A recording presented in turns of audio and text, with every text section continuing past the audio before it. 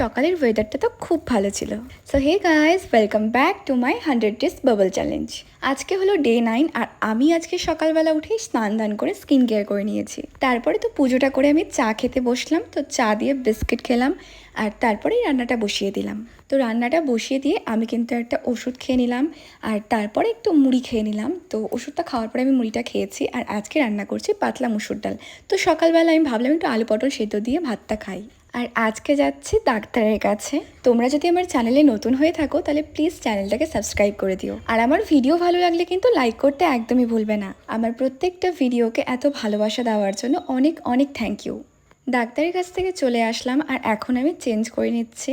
সকালবেলা ওয়েদারটা যতটাই ভালো আর ঠান্ডা থাকে ততটাই কিন্তু বেলা হলে রৌদ্র আর গরমটা বেড়ে যায়।